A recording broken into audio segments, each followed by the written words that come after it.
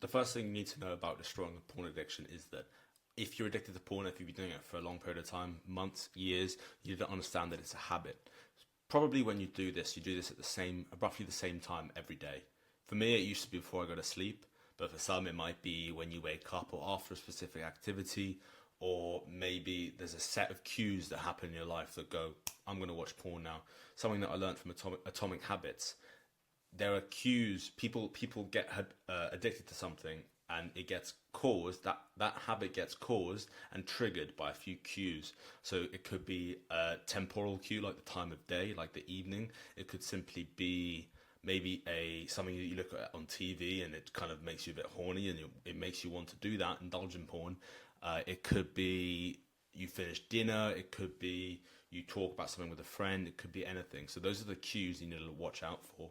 So if it was like me and it's as simple as it's just a cue of a time of day like it was in the evening, then you need to kind of change this. You need to make sure that in the evening, you're not in your room alone on your computer. And simply the way to destroy a bad habit, we need to look at four things that I learned from the book Atomic Habits. We need to 1, make it invisible, 2, make it unattractive, 3, make it difficult, and 4, make it unsatisfying. How can you make it invisible? Something like a blocker on your computer. I wouldn't say this is a long-term fix, but to start breaking that habit, that's probably a good idea. 2, how would you make it unattractive? Maybe reframe the mindset in your head to maybe you want to have actual relationships with women, and reframe that image that if you keep watching porn, you're not going to have good relationships with women. That could be something that you reframe to make it an unattractive habit to indulge in. Number 3, how are you going to make it difficult? Similar thing, you want to increase the frictions, you want to increase the barriers to doing that habit. Add blockers, maybe at the evening at the same time, make sure you're around people so that obviously you can't watch porn when people are around.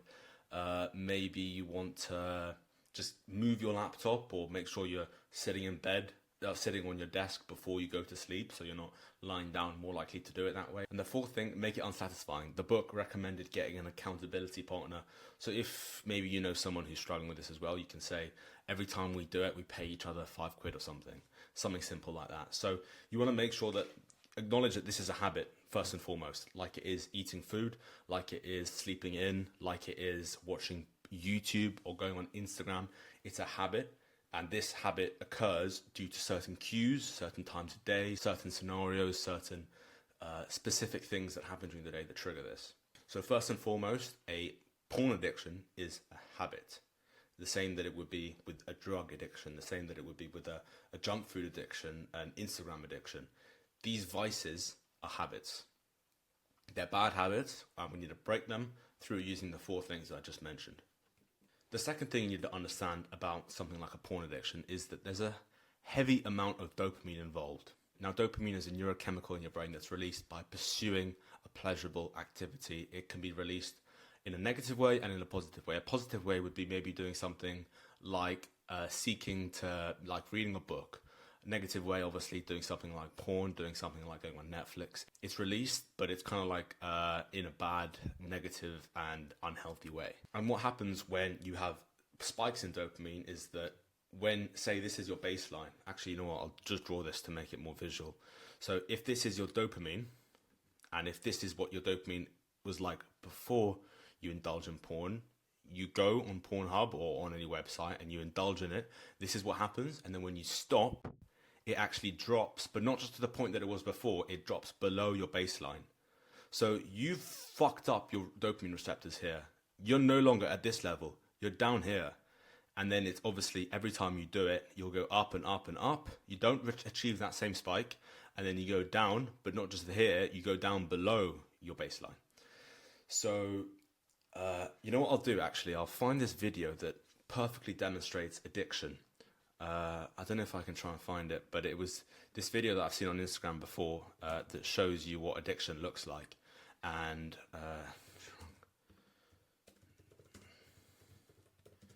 it just perfectly demonstrates, like, every time you indulge in something.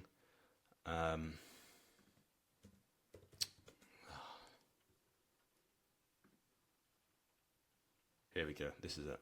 So this perfectly demonstrates that every time you indulge in something, how you achieve massive, like, spikes in your dopamine, like pleasurable things, And then after that, you actually drop below that baseline. So as I showed you in here, how you drop below the baseline that you originally were at. So he'll achieve massive spikes, and he's on this massive high. This could be a drug high, this could be a porn, junk food high, and you fall. And he does it again.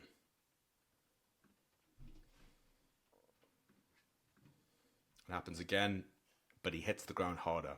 As you can see, he takes some fall damage. Third time. Happy, happy, happy. Ow, that hurt the most, that one. Shakes it off, does it again. Less of a high, harder fall. Very low high, very hard fall. Barely run now.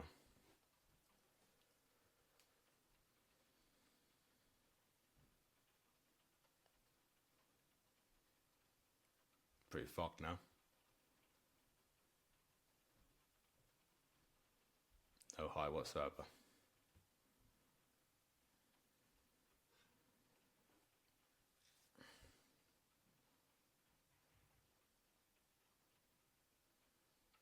Permanently damaged unless he stops completely. And if he doesn't wean off this forever, it will keep happening again and again and again and again and again and again. So it's quite a depressing thing, but this is what your brain is, what's happening to your brain when you have a porn addiction, or you have any addiction for that matter.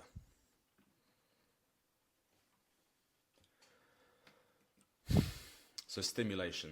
So the more you indulge in something, the less stimulation you get from it. So if you've been watching porn for 2-3 months, then you need more stimulating videos to get you off on that same high.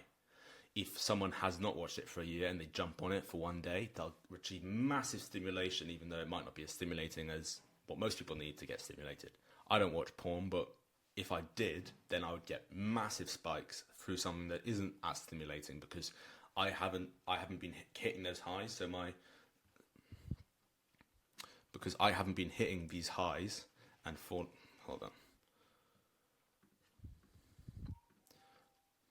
because I haven't been hitting these highs and lows, these constant highs and lows. So someone who has been watching porn for ages, if their baseline was here, mine would be maybe up here, because I haven't achieved those massive peaks and troughs over time.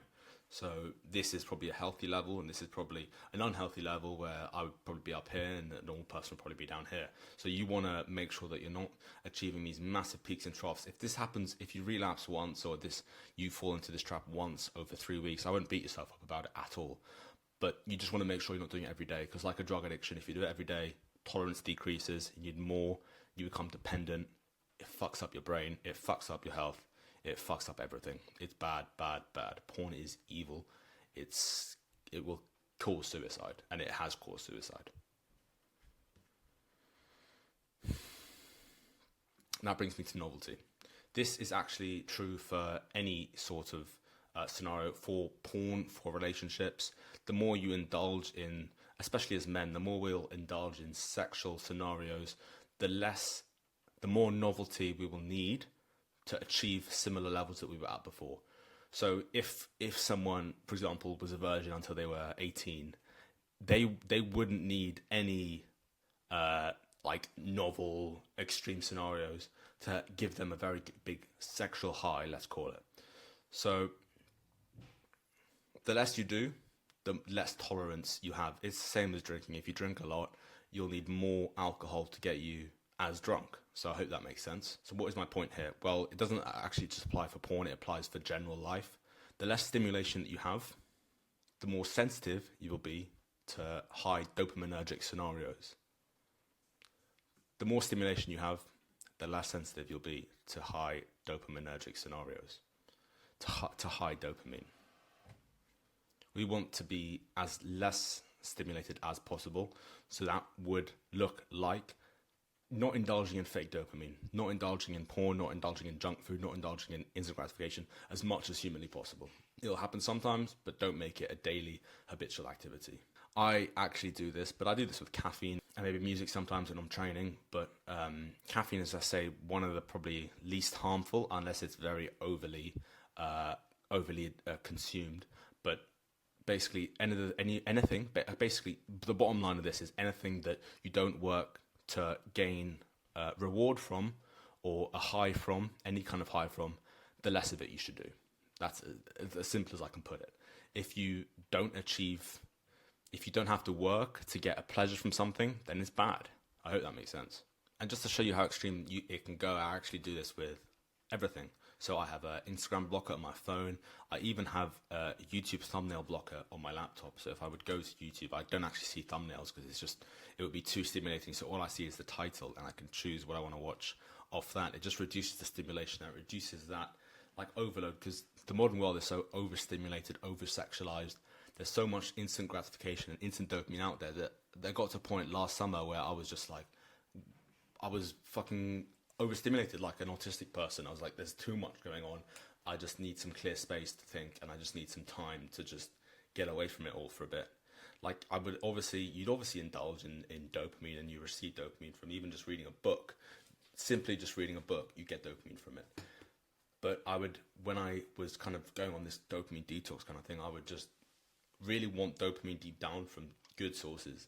So every time I'd go on Instagram and I'd scroll and see fucking thirst traps constantly, my brain would just get an ick from it, and I just wouldn't be able to process it because it would just be too much stimulation. And that's really good.